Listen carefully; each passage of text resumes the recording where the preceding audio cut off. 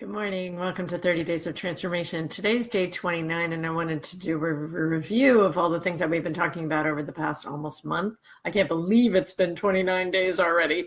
It just has flown by for me. And I hope these videos have been really helpful for you. I am planning on starting another challenge I hope I'll start on Monday. That's the plan. I've been talking about doing, the challenge about pranayama. So it would be like every day, I'll be here and I'll guide you through about a 5-minute pranayama practice. And it will be cumulative. So those, by the end of the 30 days, you'll have your own practice for sure. But you could do it anytime throughout the day, because obviously you can watch the video whenever you want. So let me know what you think about that. If that's something that you want to do, I'm sort of looking ahead, what might be the next thing, what would be the best way to serve you. Today I was thinking, I was looking at all the stuff we've done over the past 29 days. And I was thinking it'd be really good today to go through kind of a review of some of those things, just reminders, things that might be helpful for you as you're working towards better mental health and authentic thriving. So some of the things that we did a lot of talking about self-care, the importance of self-care.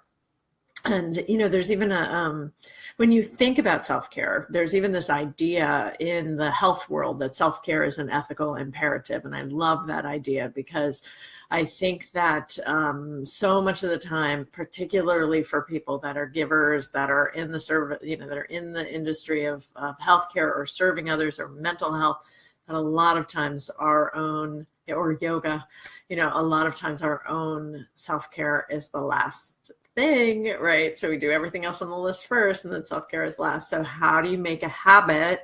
And that's, one of the other bullet points for today is that positive habit building. How do you build that habit so that self-care is built into your life?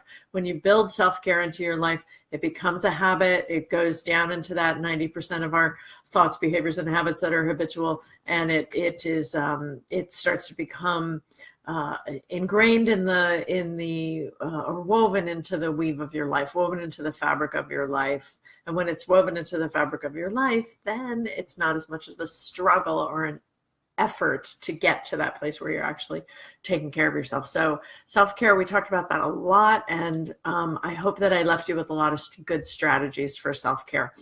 Certainly, as we go on to the next challenges, I'll be talking more and more about self-care. I can't talk enough about it or think enough about it for myself and for my students. I think self-care is just, it's essential. And we don't live in a culture that necessarily values it, right?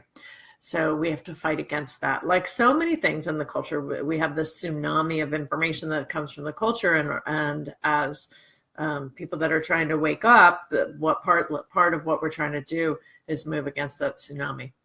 So then some of the other bullet points, I talked a lot about the neurobiology of change, or neuroplasticity, and how yoga affects that. I talked about the importance of meditation, and down here in the self-care reminder, that's one of the points, is making sure you're having some meditation time, some prayer time, some breathing practice time as part of your self-care time. I also talked about values, a lot about ethics, the values of yoga, and how they're important for, operationalizing those ethics is important for your health, because we live in a universe of cause and effect. When we put out certain energy or certain we put things out into the world, that stuff starts to float back to us. It's not as simple as sort of this law of attraction stuff. I think that's kind of limited it has limited usefulness, but but the law of cause and effect gives us that idea that as we put out more positive energy into the world, that effect, we don't know when it's going to come back, but eventually it does return. And even if it doesn't return, what the yoga tradition says is you do the right thing regardless of the action or the result of your action. You don't think about the result of your action, because it just being ethical and intentionally having the intention of ethics is something that is in line with who we are, with our ontology as human beings. And as we put that out into the world, what we get back is a sense of righteousness or dharma. So it might not be like you get great things back to you, particularly you might not get great material things back to you, but you do come into alignment with who you are, and that facilitates greater health, well-being, contentment, all those things that everybody basically is looking for. So it's such an important part of transformation is being really clear on what those values are, leveraging or using the situational ethics of yoga to help you get clearer about it. I even talked about using Post-it notes and writing one of the principles down, maybe every day or every week, and putting that on your refrigerator or on your mirror in the bathroom to remind you. Because that's a great way to practice ethics, and then you start to discover things about yourself you didn't even know. I mean, I love practicing with yamas and niyamas like that. And then I also talked a lot about meaning and purpose and identity, and really coming down to that deep sense of who we are, knowing what to do. Our actions are based on that understanding of who we are, and sort of starting to peel back all the layers of identity that get imposed on us by our families or our the society that we live in, the culture that we live in, the institutions that we work for, all of those things that are through what's called the social ecological model. All of those things have an impact on our identity. So the idea is derive the sense of identity deeper, so it comes from you rather than from external sources. And then the last bullet point for today is just that self-care reminder again. Simple practice, one mental emotional self-care practice a day, whether that's gratitude or counting your blessings or loving kindness meditation, or something that really makes you feel, holding your cat, something that gives you that sense of a little break for the mind, and then the next bullet point is making sure you have one spiritual practice a day.